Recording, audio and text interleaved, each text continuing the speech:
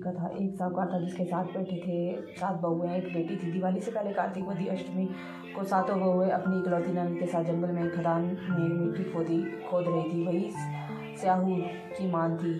मिट्टी खोदते समय ननद के हाथ में सेई का बच्चा मर गया। स्याहू माता बोली कि अब मैं तेरी कोख बनवाऊंगी। तब ननद अपनी 7 भाभियों से बोली कि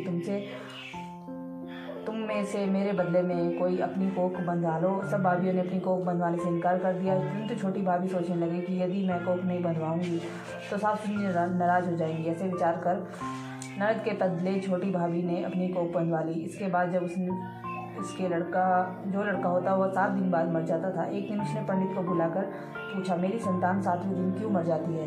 तब पंडित ने कहा कि तुम सुरई गाय की पूजा करो। सुरई गाय स्याहू माता की भाईली है, वह तेरी कोख छोड़े तब तेरा बच्चा जिएगा।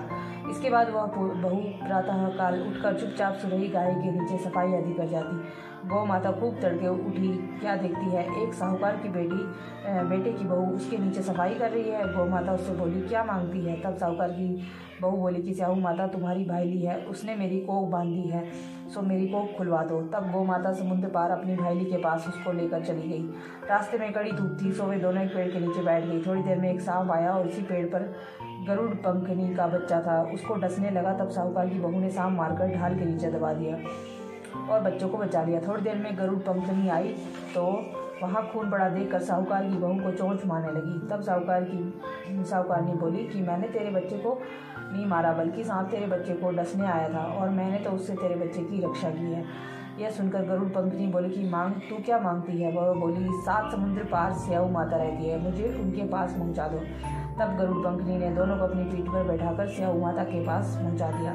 स्याहू माता ने उन्हें देखकर बोली कि बहन बहुत दिनों में आई, फिर कहने लगी, बहन सिर में जू पड़ गई है। तब सुरई के कहने पर साहूकार की बहू ने सिलाई से उसके जुए निकाल दी। इस पर स्याहू माता प्रसन्न होकर बोली, तूने मेरे सिर में बहुत सिलाई गिरी है, इसलिए तेरे 7 बेटे और 7 बहू होंगी।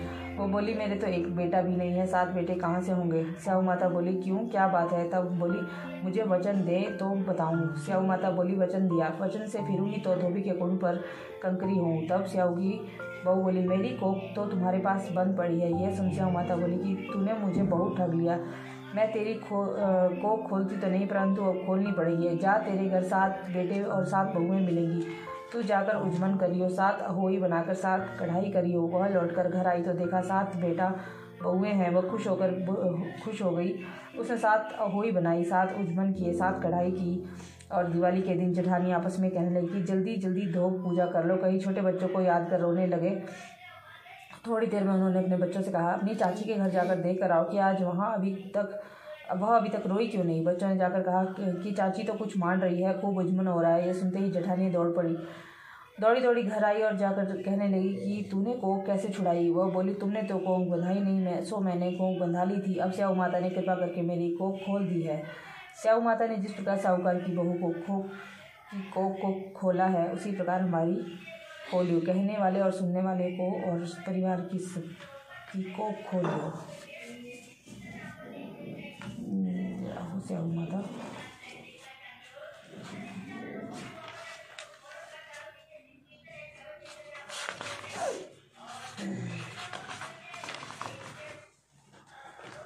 आरती श्री अहोई माता जी की जय। अहोई माता, ओम जय अहोई माता, तुमको निर्जन से अवतार विष्णु विधाता। ओम जय अहोई माता, ब्रह्माणी रुद्राणी तुम कमला रानी, तुम्हें तुम ही है जगमाता, सूर्य चंद्रमा त्यावत नारद ऋषिगाता। ओम जय अहोई माता, माता रूप निरंजन सुख संपत्ति दाता, मैं सुख संपत्ति दाता, जो कोई तुमको द्यावत नित मंगल गाता। ओम जय स्याहू माता, तुम ही है पाताल बसंती, तुम ही शुभदाता, कर्म प्रभाव प्रकाशक जगनाधीशी है त्राता। ओम जय अहोई माता, जिस घर थारो वास हो वही मैं गुणाता, कर सके ना कोई, कर ले मन नहीं धड़काता। ओम जय, तुम बिन सुख न होए, पुत्र न कोई पाता, खान पान का वैभव तुम बिन नस जाता। ओम जय अहोई माता, शुभ सुंदर मुक्ता शीर नदी जाता, मैं शीर नदी जाता रतन तो कोई नहीं पाता। ओम जय अहोई माता, श्री अहोई जी माँ जी की आरती जो कोई गाता, और मंगल अति उपजे पाप उतर जाता। ओम जय अहोई माता, मैं जय अहोई माता, तुमको दिन सेवत हर विष्णु विधाता। ओम जय अहोई माता, जय अहोई माता। गलती बच्चों को माफ़ करना माई। मेरे व्रत में कोई भूल चूक हुई हो कोई, उसको माफ़ करना माई। और अपना आशीर्वाद मेरे बच्चों को बनाए रखना माई। उनको अच्छे स्वस्थ अच्छी विद्या धन देश मास मांगे अपना आशीर्वाद बनाए रखना माई।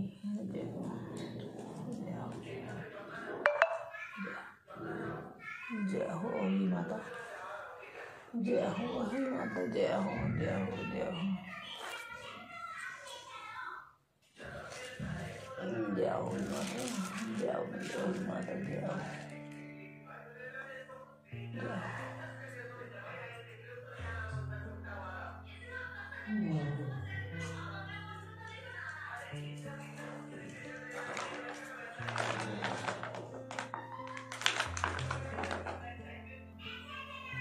जय